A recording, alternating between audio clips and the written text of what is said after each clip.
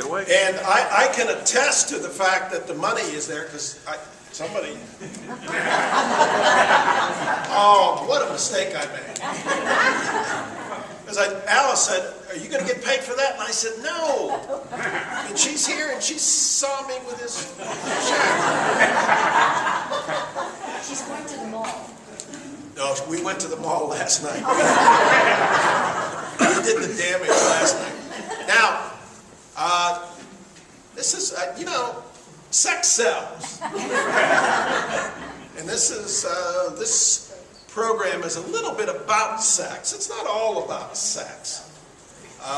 There's gambling, and there's drinking, and there's carousing. There's a whole bunch of other little things that we're going to talk about. And we have a chair for our distinguished journalist from Bethany College who is on her way here. And I thought I'd tell you, talk about a little story because, well, before I do that, I want to read you. There's a fellow who grew up in Elm Grove by the name of David Rose.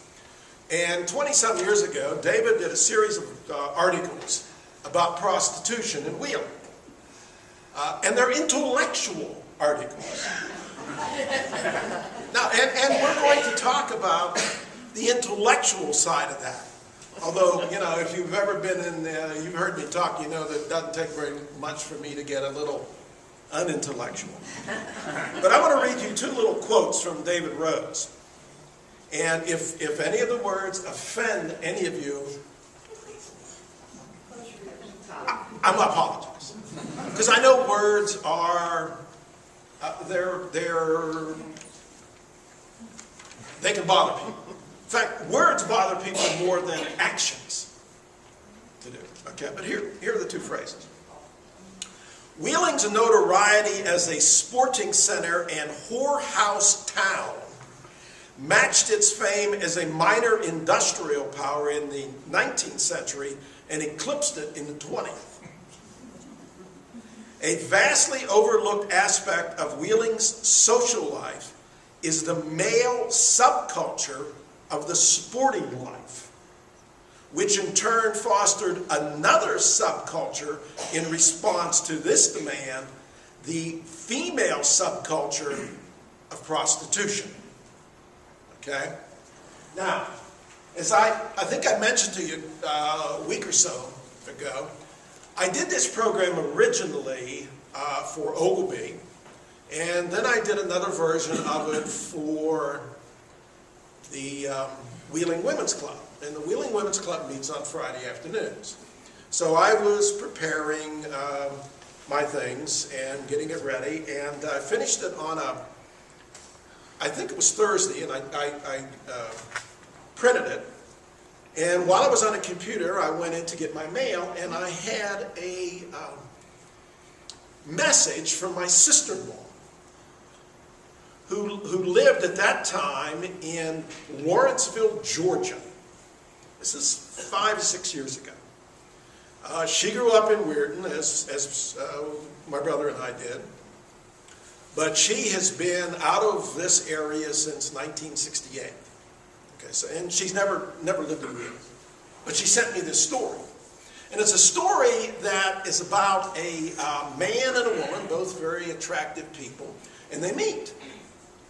And the man says to the woman, "Why don't we get married? We're a beautiful couple, let's get married." And she said to him, "But we don't know each other." And he said, "That's okay. Because when we get married, after we're married, we'll find out about each other." And she said, "Okay." So they get married. Hey, it has as good a chance of working as some of the other stuff. So they go on their honeymoon. And they're at this nice resort, and it's tropical, and they're lying out, and all of a sudden he gets up and, takes off his little, and he's got this beautifully tanned body, and it's muscular, and he walks over to the edge of the pool where there's a diving board, and he starts doing these dives. 2.5, and doing back flips and jackknives. It's phenomenal. And he comes back and she said, "Oh my God," she said, "you were wonderful." He said, "Dear, didn't I tell you you'd learn something about each other? I used to be an Olympic diver." She said, "Wow, you are so good." He said, "I told you we're going to learn more about each other." So he's down and he's soaking up the sun, and then she gets up and she's drop dead gorgeous. And she goes to the end of the pool and she dives in and whoosh, one side comes back and she is flying through there. You know, wow. And she's doing all, and she gets out of the water and he said, "Oh my God, you're just wonderful. Were you an Olympic swimmer?" And she said, "No, I was a hooker in Wheeling, West Virginia, and I worked both sides of the river."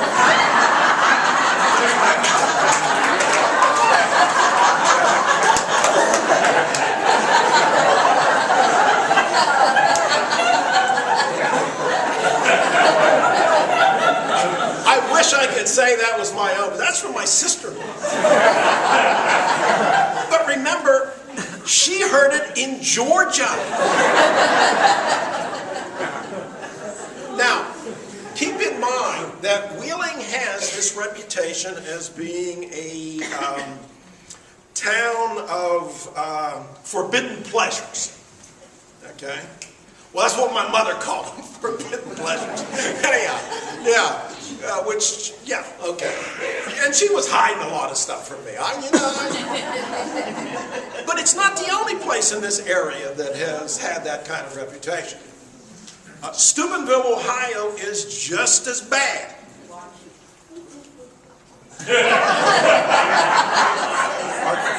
Okay? If you've ever been to Steubenville and you know where Dean Martin Boulevard is, do you remember what used to be where Dean Martin? That's where the Water Street was. One of the ways that we get rid of those places that we don't like is we sometimes put in roads. When Alice and I lived in Hawaii back in 1967 and 68, you could always tell when a ship came in for R&R. And there were two kinds of sailors. There were the really good guys who went to Waikiki and played miniature golf. Okay? And then there were the other guys who went down to Hotel Street, where the Club Hubba Hubba. Now, I don't know what this says about me, but I can tell you that the star of the Club Hubba Hubba was Alexandra the Great with the great 48s. I thought she was been in all the states, and then Alice explained what 48s meant. That's the nice thing about having a wife who is willing to explain to her husband how things work, knowing that I grew up in the household that I did, where my mother would not let me go around with fast girls. Remember that phrase? Fast girls. And I know why she spent so much attention with me. She lost out on my brother. My brother, I guess, could run faster than I was, because he was with those fast girls all the time. So you have this reputation. And not only do we have the reputation for prostitution, but you also have it for gambling, for drinking. Did you know that until the mid-1970s, it was illegal to go into a bar in West Virginia and buy liquor by the drink? I didn't know that. I grew up in Weirton. I would go in with my dad. My dad would say, "Shot in the beer." And I'd get a Coke. And the shot would come. Dad would throw down the shot. He'd take how long ago this was, a dime or a $20 fish bowl, you know? And he'd have that done, and I wouldn't even have my Coke half done. He said, "You ready, boy?" Now, my father, when he would go drinking by himself, he never said, "Hildy, I'm going to the bar." He would say, "Hildy, I'm going out for bread and milk." That's the truth. You know, and I was like 18 years old when I realized, you know, he never comes back with bread and milk. He must have the worst memory of anything.